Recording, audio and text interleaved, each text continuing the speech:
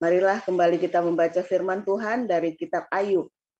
Ayub 8 ayat 1 sampai 22. Demikian firman Tuhan. Maka berbicaralah Bildad, orang Suah. Berapa lamakah lagi engkau akan berbicara begitu, dan perkataan mulutmu seperti angin yang menderu? Masakan Allah membengkokkan keadilan? Masakan yang Maha Kuasa membengkokkan kebenaran? Jikalau anak-anakmu telah berbuat dosa terhadap Dia, maka Ia telah membiarkan mereka dikuasai oleh pelanggaran mereka. Tetapi engkau, kalau engkau mencari Allah dan memohon belas kasihan dari Yang Maha Kuasa, kalau engkau bersih dan jujur, maka tentu Ia akan bangkit demi engkau, dan Ia akan memulihkan rumah yang adalah hakmu. Maka kehidupanmu yang dahulu akan kelihatan hina, tetapi kedudukanmu yang kemudian akan menjadi sangat mulia. Bertanya-tanyalah tentang orang-orang zaman dahulu, dan perhatikanlah apa yang diselidiki para nenek moyang.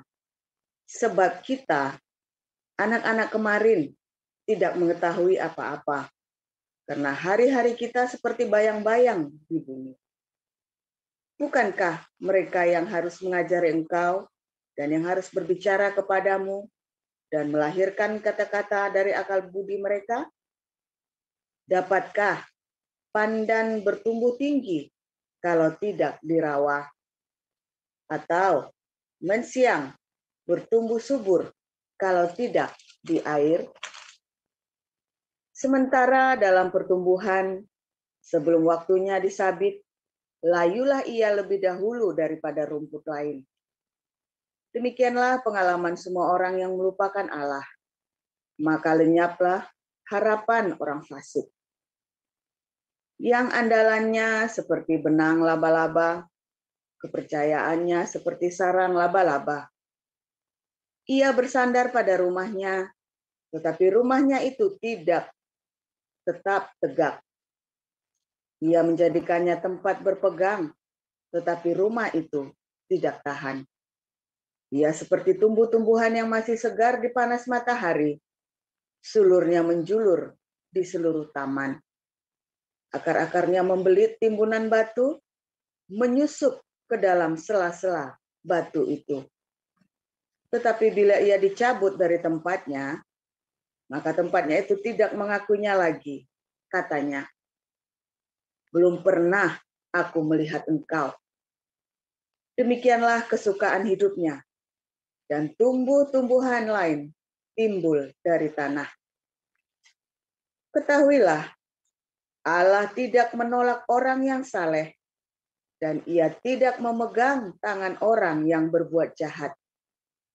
Ia masih akan membuat mulutmu tertawa, dan bibirmu bersorak-sorak. Pembencimu akan terselubung dengan malu, dan kemah orang fasik akan tidak ada lagi. Demikian pembacaan firman. Terima kasih Bunda Mariana. Sekarang Yohanes 9 ayat 1 sampai 21. Ibu Sarma yang akan membacakannya. Silakan Ibu Sarma.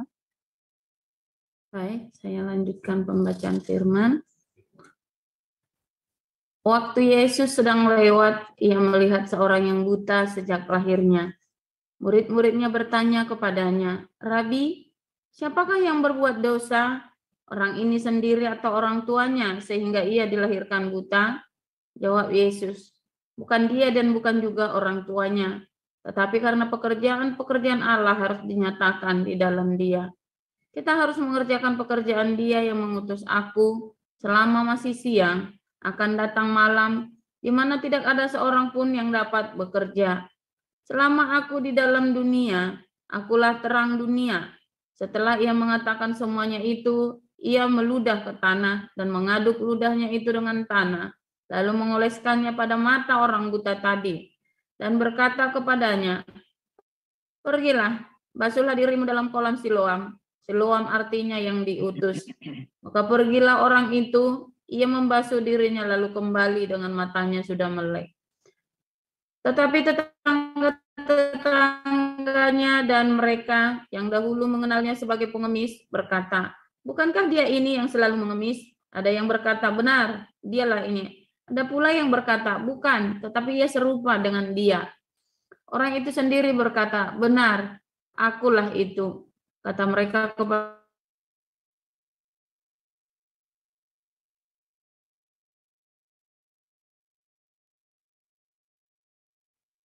Bu Sarma, suaranya Putus. hilang. padanya, "Bagaimana matamu bisa menjadi melek?" Jawabnya, "Orang yang ada Sarma, Putus-putus ya suaranya suaranya, Bu. putus. udah unmute." Lanjut dulu deh. Ya, lanjut coba. Jawabnya, "Orang yang disebut Yesus itu mengaduk tanah, mengoleskannya pada mataku dan berkata kepadaku, 'Pergilah ke Siloam dan basuhlah dirimu.' Lalu aku pergi dan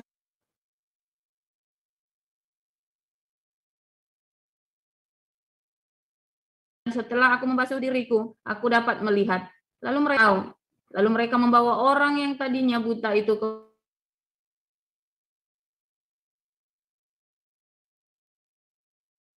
kepada orang-orang Farisi.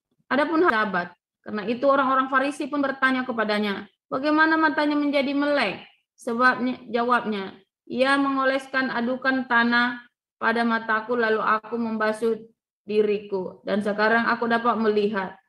Maka kata sebagian orang-orang Farisi itu, "Orang ini tidak datang dari Allah, sebab ia tidak memelihara hari Sabat."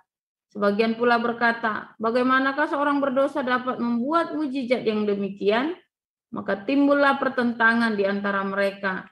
Lalu kata mereka pula kepada orang buta itu, "Dan engkau, apakah katamu tentang dia? Karena ia telah memelekkan matamu." Jawabnya, "Ia adalah seorang nabi." Tetapi orang-orang Yahudi itu tidak percaya bahwa tadinya ia buta dan baru dapat melihat lagi, sampai mereka memanggil orang tuanya dan bertanya kepada mereka, "Inikah anakmu yang kamu katakan bahwa ia lahir buta? Kalau begitu bagaimanakah ia sekarang dapat melihat?" Jawab orang tua itu, "Yang kami tahu ialah bahwa dia ini anak kami dan bahwa ia lahir buta. Tetapi bagaimana ia sekarang dapat melihat? Kami tidak tahu. Dan siapa yang memelekkan matanya? Kami tidak tahu juga. Tanyakanlah kepadanya sendiri. Ia sudah dewasa. Ia dapat berkata-kata untuk dirinya sendiri." Terima kasih Bu Sarma. Ya. Silakan Bapak Mulia, Yohanes 9 ayat sampai Ya, terima 41. kasih Bu. Ya, terima kasih Bu Cinta. Saya lanjutkan. Orang tuanya berkata demikian karena mereka takut kepada orang-orang Yahudi. Sebab orang-orang Yahudi itu telah sepakat bahwa setiap orang yang mengaku dia sebagai Mesias akan dikucilkan. Itulah sebabnya, maka orang tuanya berkata, "Ia telah dewasa, tanyakanlah kepadanya sendiri." Lalu mereka memanggil sekali lagi orang yang tadinya buta itu dan berkata kepadanya, "Katakanlah kebenaran di hadapan Allah. Kami tahu bahwa orang itu orang berdosa." Jawabnya, "Apakah orang itu orang berdosa? Aku tidak tahu. Tetapi satu hal aku tahu, yaitu bahwa aku tadinya buta dan sekarang dapat melihat." Kata mereka kepadanya, "Apakah yang diperbuatnya kepadamu? Bagaimana ia memelekkan matamu?" Jawabnya, "Telah kukatakan kepadamu, dan kamu tidak mendengarkannya. Mengapa kamu hendak mendengarkannya lagi? Barangkali kamu mau menjadi muridnya juga." Sambil mengejek, mereka berkata kepadanya, "Engkau murid orang itu, tetapi kami murid-murid Musa. Kami tahu bahwa Allah telah berfirman kepada Musa, tetapi tentang dia itu kami tidak tahu dari mana ia datang." Jawab orang itu kepada mereka, "Aneh juga bahwa kamu tidak tahu dari mana ia datang, sedangkan ia telah memelekkan mataku. Kita tahu bahwa Allah tidak mendengarkan orang-orang berdosa, melainkan orang-orang yang saleh dan yang melakukan kehendaknya. Dari dahulu sampai sekarang, tidak pernah terdengar bahwa ada orang yang memelekan mata, orang yang lahir buta. Jikalau orang itu tidak datang dari Allah, ia tidak dapat berbuat apa-apa. Jawab mereka, engkau ini lahir sama sekali dalam dosa, dan engkau hendak mengajar kami. Lalu mereka mengusir dia keluar. Yesus mendengar bahwa ia telah diusir keluar oleh mereka. Kemudian ia bertemu dengan dia dan berkata, percayakah engkau kepada Anak Manusia? Jawabnya, siapakah dia Tuhan, supaya aku percaya kepadanya? Kata Yesus kepadanya, engkau bukan saja melihat dia, tetapi dia yang sedang berkata-kata dengan engkau. Dialah itu. Katanya, aku percaya kepada Tuhan. Lalu ia sujud menyembahnya. Kata Yesus, aku datang ke dalam dunia untuk menghakimi, supaya barang siapa yang tidak melihat dapat melihat, dan supaya barang siapa yang dapat melihat menjadi buta. Kata-kata itu didengar oleh beberapa orang Farisi yang berada di situ, dan mereka berkata kepadanya, apakah itu berarti bahwa kami juga buta? Jawab Yesus kepada mereka, sekiranya kamu buta, kamu tidak berdosa, tetapi karena kamu berkata, kami melihat, maka tetaplah dosamu. Demikian firman Tuhan. Amin. Terima kasih Pak Mulia. Silakan Pastor Paul. Haleluya. Luar biasa. Luar biasa. Firman Tuhan selalu baru bagi setiap orang yang hidup di dalam kasih, di dalam cintanya yang sejati. Ya, orang-orang yang tidak suka beretorika. Karena di hari-hari ini makin banyak orang suka beretorika. Katanya pendeta, kok begitu? Katanya orang Kristen, kok begitu? Emang kenapa? Kalau saya Kristen terus begitu, kenapa? Ya kan? Orang Kristen itu ngomongnya tidak boleh keras-keras, bisik-bisik. Itu orang lagi pacaran, bisik-bisik. Kalau lagi beli ikan di pasar, bisik-bisik. Ah! Piro! Weh! Katanya orang Kristen, nggak boleh keras-keras bilangnya.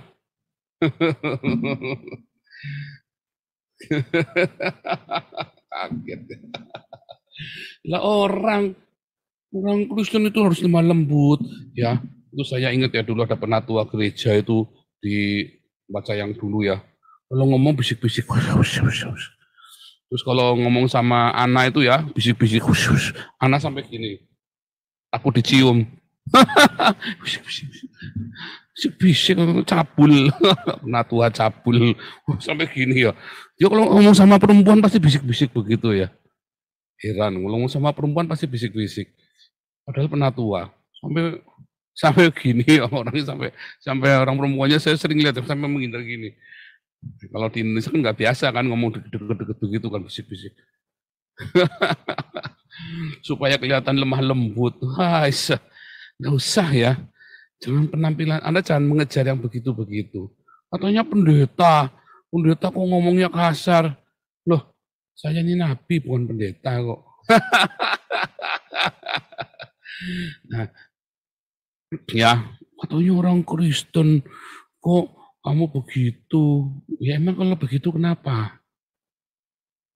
Banyak orang ya sampai wow pengen ngaplok tapi diem aja. Kenapa? Karena aku orang Kristen. Aku tidak boleh begitu, aku seorang Kristen. Anda dididik begitu nggak di rumah? Kamu jangan begini, kamu jangan begitu, kamu orang Kristen. Saya bersyukur kepada Tuhan, ayah saya tidak mendidik saya seperti itu ya. Kamu tidak boleh berkelahi karena kamu Kristen. Kamu tidak boleh ini karena kamu Kristen. Akhirnya orang Eropa itu enak ya. Karena di Eropa pernah diajarin begitu. Kamu tidak boleh begini karena kamu orang Kristen. Kamu tidak boleh begitu karena orang Kristen. Akhirnya anak itu ngomong, emang kenapa? Mendingan saya nggak usah jadi Kristen kalau saya nggak boleh begini, nggak boleh begitu. Wah ini lagi ngajari sesat lagi. Berarti boleh ngapa-ngapain dong? Oh boleh. Pelacuran boleh? Boleh. Mau mabuk-mabukan? Boleh. Anda mau apa saja boleh. Boleh dong. Kalau Anda dilarang ini, dilarang itu, berarti Anda masih budak. Hanya budak ya, yang tidak boleh ini, tidak boleh itu. Tidak boleh, tidak boleh, tidak boleh. Kamu harus ini. Wah, tidak boleh, tidak boleh, tidak boleh, tidak boleh. Itu budak itu. Ajaran apa lagi nih? Tetapi seorang yang memiliki kasih Tuhan di dalam hatinya, dia mau pergi ke pelacuran, dia mikir, ngapain ya? Ya supaya puas, bersenang-senang, kan boleh. Lah ya terus mau ngapain? Kalau saya bersenang-senang, Tuhan tidak senang. Apa saya senang? Kalau saya bersenang-senang, istri saya nggak senang. Kalau saya bersenang-senang, tapi kemudian aku menjadi batu sandungan bagi orang lain. Apakah senang? Kita tidak melakukan bukan karena kita tidak boleh. Anda tidak melakukan ini, tidak melakukan itu bukan karena tidak boleh. Kecuali kalau lampu merah, Anda mau tabrak, ya nggak boleh. Biar sepi juga nggak boleh, nanti ada polisi. Ya, saya kalau di Eropa ini kalau lagi nyetir, harus tengok kanan, tengok kiri. Matanya kayak maling gitu. Cicilan begitu, kalau nyetir harus pecicilan matanya. Ya enggak pecicilan juga nggak apa-apa kayak di Indonesia. Pokoknya masuk dulu ya, pokoknya kita enggak urusan. Pokoknya kepalanya udah masuk dulu mobilnya kan. Ya boleh. Tapi Anda kalau ketabrak, ada CCTV, Anda nggak dapat asuransi, malah Anda yang disuruh bayar. Bayarnya mahal, saudara. Bisa gantiin mobil baru 50.000 euro, mumet enggak sih, saudara. Jadi mendingan matamu pecicilan. Bukan karena masalah boleh, nggak boleh, boleh. Di sini tuh saya suka ngomong ya, boleh ini, boleh itu, di sini semua boleh. Tidak ada you must, kamu harus. Oh, don't say you must. Jangan bilang kamu harus. Kamu apa saja boleh. Nggak mau divaksin juga boleh. Cuman kalau kamu nggak mau divaksin, kamu nggak bisa masuk restoran. Kenapa? Ya pokoknya nggak mau, yang lain keberatan masalahnya. Bukan masalah, kau boleh tapi kamu di luar. Yang lain keberatan. Anda mau pergi kemana, mau ribetnya minta ampun. Bukan masalah boleh nggak boleh. Boleh, semua boleh. Tapi yang lain keberatan apa enggak, ada begitu kan? Gitu ya. Saya melihat ada kedewasaan di dalam berpikir, walaupun ya membuat semua menjadi permisif. Tetapi ketika kita mau hidup benar sama Tuhan, jangan Anda ditentukan oleh boleh nggak boleh. Makanya pertanyaan yang paling saya tidak suka di dalam kelas evangelis, kelas apologetik dan apostolik adalah kalau Anda bertanya, Pak, boleh tidak, boleh berdosa ini, dosa itu, ini dosa atau tidak dosa, itu tuh pertanyaan paling saya nggak suka. Ya, karena ketika saya jawab satu, nanti jawabannya panjang, masing-masing berfilosofi, masing-masing punya alasan. Intinya kan mau cari pembenaran kan. Intinya mau cari pembenaran. Dan di dalam Alkitab ya, sebetulnya mengajarkan Anda bukan boleh nggak boleh. Di era perjanjian lama ya, sampai era perjanjian baru sebetulnya tidak berkata boleh tidak boleh. Tetapi adalah kedewasaan di dalam memilih ya. Semua dalam segala hal membutuhkan kedewasaan. Keputusan karena bahasa Ibrani itu tidak mengenal kata jangan. Ya, ada satu kata namanya azor. Azor itu bukan jangan. Azor itu adalah sebuah kalau kamu melakukan ini, maka jangan. Sebab kalau ini secara umum kita tahu kamu akan begini.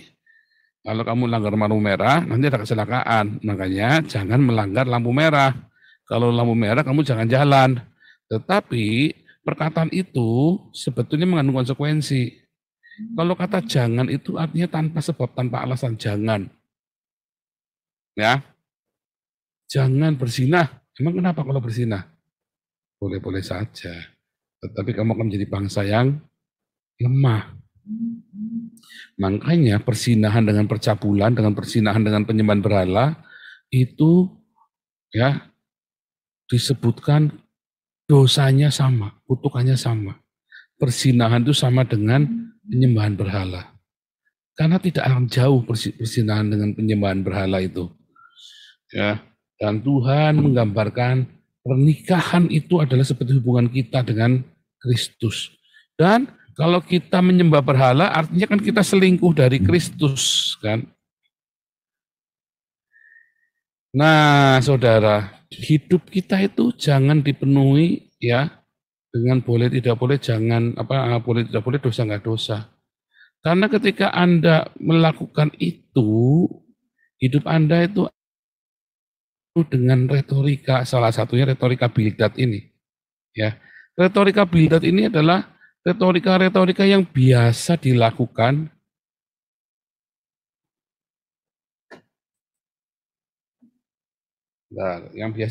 oleh orang beragama.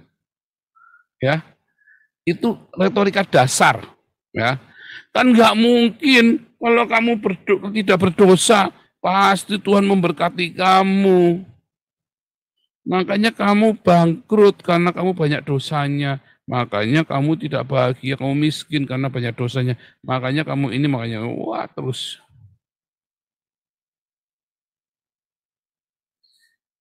Tuhan tidak mungkin salah, pasti kamu yang salah. Nah, itu logikanya Muriwali, either or. Ya. Either or itu maksudnya kalau tidak salah ya benar, kalau tidak benar ya pasti salah. Tetapi pada kenyataannya di muka bumi ini, lalang dan gandum itu tumbuh bersama. Kebaikan dan kejahatan itu tumbuh bersama. Ya kan? Di mana ada kedurhakaan, di situ kasih karunia melimpah. Sama tumbuhnya. Sesuatu yang baik disertai dengan yang jahat. Sesuatu yang jahat bisa disertai yang baik. Itu kenyataannya. Oh, yin yang dong. Oh, bukan yin yang. Ini bukan masalah keseimbangan. Tetapi bagaimana yang baik itu tetap baik tanpa ada yang jahat. Bagaimana yang jahat itu jangan mencampur aduk yang baik. Itu kan masalahnya kan. Anda diberi kekayaan yang melimpah. Baik apa enggak baik? Saya mau nggak? Mau. Mau. Kepengen? Enggak. Tapi kalau Tuhan kasih,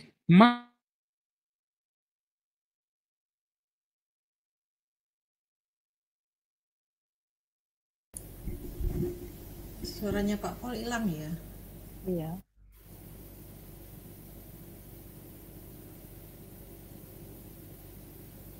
Suaranya hilang Pak Pastor. Gambar.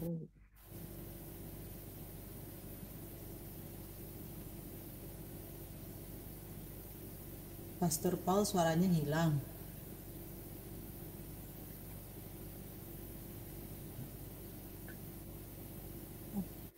Hilang ya? Suaranya. Hilang Pak. iya, ternyata yang hilang satunya. Sudah bagus ya. Oke. Sudah, Pak. Ya. Nah, kalau mau dikasih kekayaan mau, kepengen enggak. Tapi kalau dikasih mau. Ya.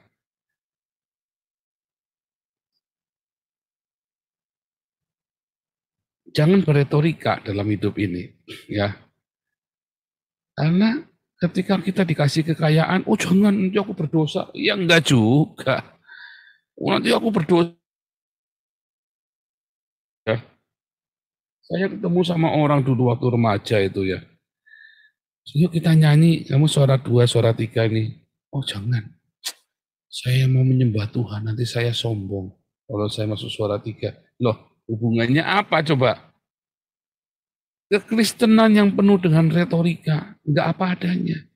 Kalau kamu bisa ya lakukan saja. Masalah sombong, kamu enggak sombong, itu kan adalah keputusan.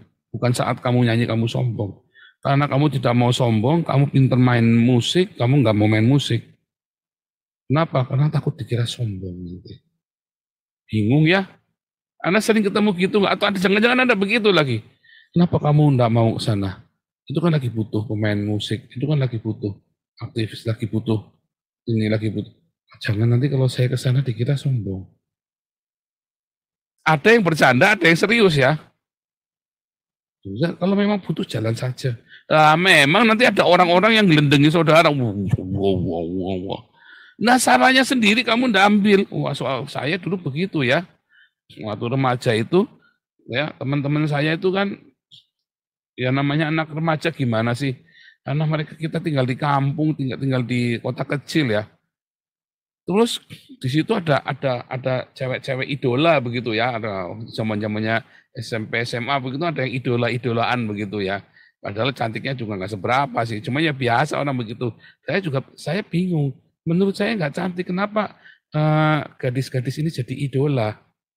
Ya karena kan wah yang laki-laki ini kan pada wah gembawak bingung kan. Ya kalau saya karena saya nggak ada pikiran apa-apa. Saya datengin. Ya, saya panggil namanya. Terus saya gandeng aja karena saya nggak ada pikiran apa-apa. Saya gandeng. Jalan yuk ke kantin. Nah, anak ini juga digandeng juga mau saya loh, digandeng aja mau. Nggak ada pikiran apa-apa juga saya. Kepengen juga nggak kepengen pacaran sama dia, nggak juga. Karena buat saya itu bukan tipe saya. Tetapi saya heran kenapa dia jadi idola gadis ini. Wah, pokoknya yang ngapel itu setiap itu tuh yang ngapel itu sandaya pakai motor semua, saudara. Nah tapi kalau di sekolah itu kalau sendirian itu semua, wah cuman ngomong. Begitu saya gandeng di depannya orang-orang ini, wah pada ngerasani semua, pada nggak suka. Lah, kalau kamu mau tinggal digandeng saja, orang kita gandeng mau kok. Sampai sekarang juga nggak pacaran sama dia. Sampai kita kenal sudah setua ini juga tidak ada yang namanya desiran-desiran di hati juga nggak ada. Memang nggak ada pikiran apa-apa. Saya juga heran kenapa dia jadi idola dan saya juga tahu mungkin dia juga nggak suka, bukan tipenya dia. Tapi oke saja. Tapi kan orang terus yang di belakang ini. Nah, selalu ada yang begitu. Anda nggak usah mikir yang begitu itu. Ya, makanya saya selalu berkata apa? Biarlah anjing menggonggong, kucing mengeong. Ya, rombongan Nabi tetap berlalu kan, nggak urusan. Nah, itulah retorika dalam kehidupan. Apakah Anda mau terjebak di sana? Ya, apakah Anda mau terjebak di dalam retorika hidup itu? Apakah Anda mau terjebak di dalam retorika agama itu seperti Bildad ya? Ya kan?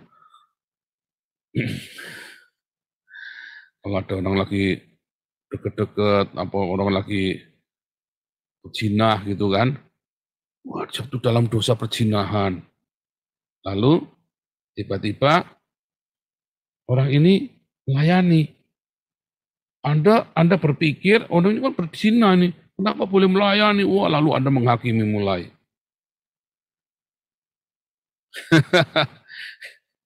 Loh, saya tidak mendukung perzinahan. Saya bilang kalau orang lagi berzina ya berhenti.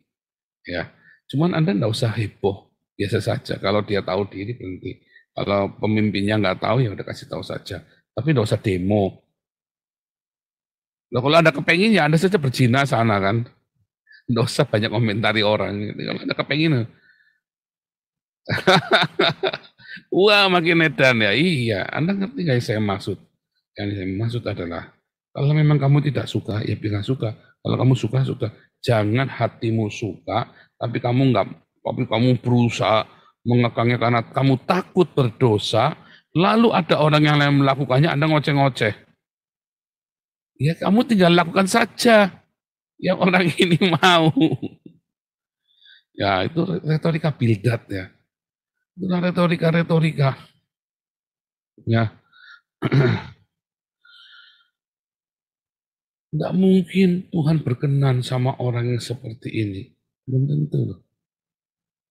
Hosea itu menikah dengan pelacur. Enggak mungkin Tuhan suruh kamu menikah sama pelacur. Enggak mungkin. Saya kaget ya suatu ketika ayah saya bilang, ini ada seorang, jadi mami saya, kita lagi ngomong-ngomong tentang seorang wanita dulu ya, waktu saya masih SMA gitu ya. Terus mami bilang, ini ada orang begini, menasihati tentang wanita-wanita yang tunasusila itu loh. Ada ciri-cirinya, ada wanita yang suka morotin harta orang, ada tante-tante girang, apa segala macam. Mami itu cerita. Ya namanya, kan diajarin kan. Kami dulu diajarin ya. Diajarin supaya kita jangan dekat-dekat seperti itu. Dan kita memang ketika kita tidak ada yang, selama kita ini ya, masih dalam didikan orang, kita tidak pernah pergi ke pelacuran apa segala macam. Sementara teman-teman saya SMP sudah mangkali di pelacuran aja herannya. Tetapi kami juga diajarin oleh ayah kami untuk tidak jijik, tidak anti kepada orang-orang yang kerjanya sebagai penjajah seksual ini. Jangan anti. Papi bilang, mereka itu kerja itu, belum tentu mereka mau kerja itu sebenarnya. Dan segala macam dikasih. Jadi ada keseimbangan. Jangan beretorika. Jangan anti. Dan banyak orang menyingkirkan orang-orang yang dianggap berdosa dari hidupnya. Tidak mungkin Tuhan itu menyuruh kamu menikahi seorang perempuan yang tidak baik. Belum tentu juga loh. Ya. Ada lagi, kalau memang dia hamba Tuhan, nggak mungkin matinya begitu. Itu pasti ada dosa itu, makanya matinya seperti itu. Belum tentu juga loh. Kenapa Anda tidak memikirkannya bahwa dia diangkat sama Tuhan, rapture, lalu tubuhnya itu kosong, nabrak. Badan ini kan cuma cangkang jadi debu, nanti kemudian dibangkitkan. Jadi nggak ada masalah kan sebenarnya kan. Nah itu Tuhan Yesus matinya disalib, para rasul matinya semua dianiaya, orang-orang Kristen semua. Nah, karena hidupmu dalam retorika, wah nggak boleh dikremasi kalau orang mati, nanti nggak dibangkitkan sama Tuhan, ilmu peang. Hidupmu tuh penuh dengan aturan-aturan agamawi, dogma-dogma yang kosong itu loh, ini retorika Bildad itu loh.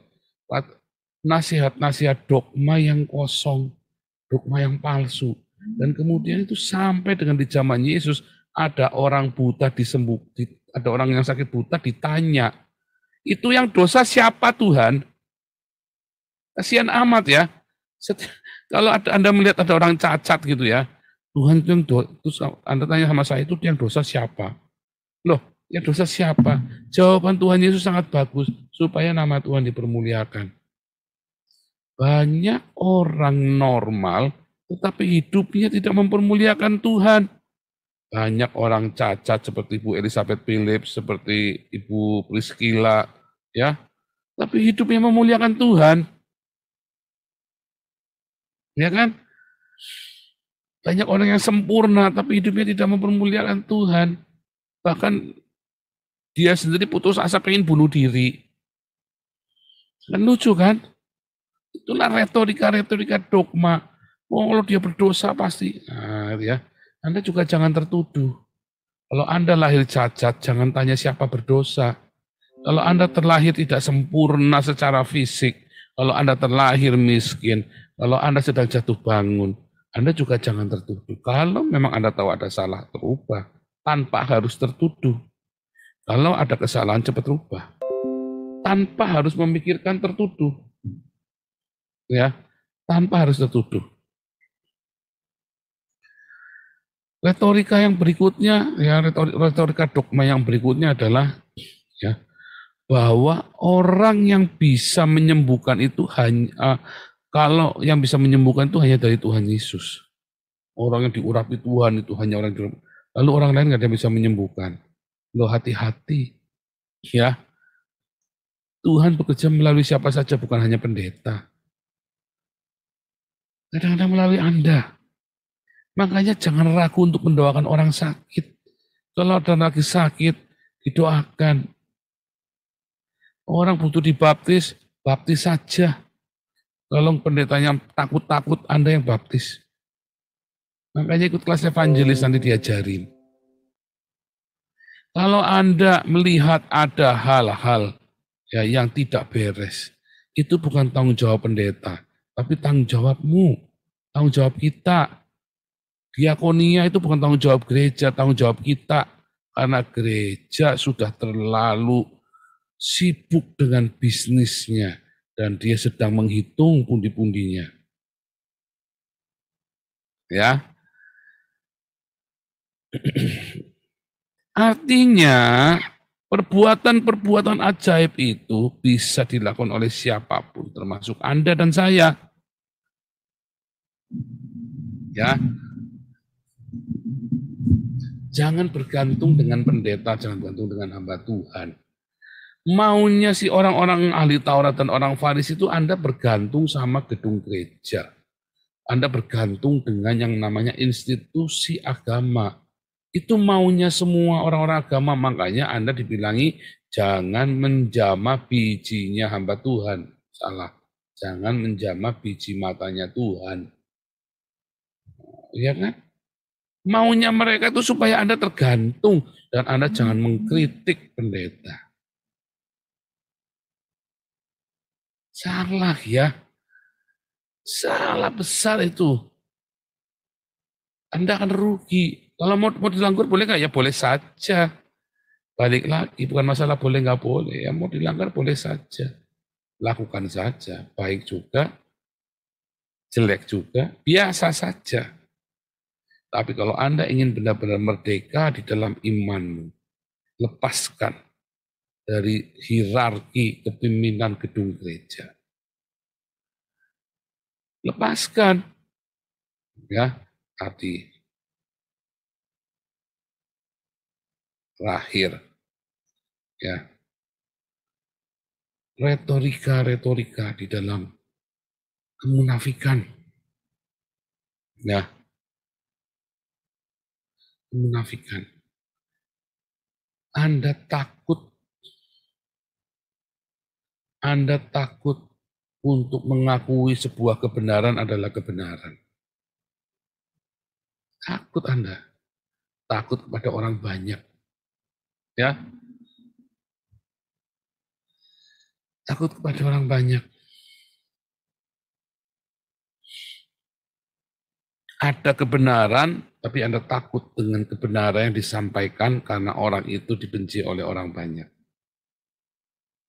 Ya kan? Anda di-framing.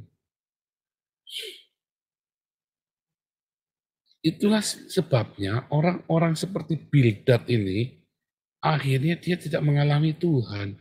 Walaupun dia cerita firman Tuhan. Walaupun semua yang dia ceritakan kelihatannya benar. Dan memang benar, tapi nggak tepat. Yang dia ngomong itu benar, nggak salah. Tetapi itu bukan buat Ayub. Itu buat dirimu sendiri. Orang itu kalau dengar firman Tuhan kok buat orang lain. Buat kamu. Ya, saya ngomong ini buat Anda. Bukan buat orang lain. Bukan buat suamimu, bukan buat istrimu, bukan buat anakmu. Buat kamu. Retorika-retorika ini stop, berhenti. Nanti Anda akan hidup di dalam kemenangan. Nanti Anda ikut di dalam kemerdekaan sejati. Jangan mau dikungkung oleh retorika-retorika gereja. Karena Tuhan berkata, pikulah kuk yang kupasang. Karena kuk yang kupasang itu enak dan bebanku itu ringan. Tetapi kan Anda jadi lelah kan? Hari ini kita mau singkirkan retorika-retorika Bildad. Ya. Karena Anda melihat bagaimana Tuhan Yesus membebaskan orang-orang yang terbelenggu oleh retorika-retorika Bildad.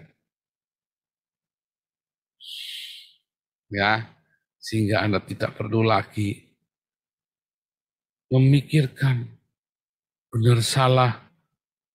Ya. Tetapi yang Anda pikirkan adalah kehendak Tuhan bukan ya? Menyenangkan hati Tuhan apa enggak ya? Anda tidak lagi untuk memuaskan dirimu sendiri. Mengapa? Ketika Anda menyenangkan hati Tuhan, maka hatimu akan dipuaskan olehnya. Tuhan Yesus memberkati.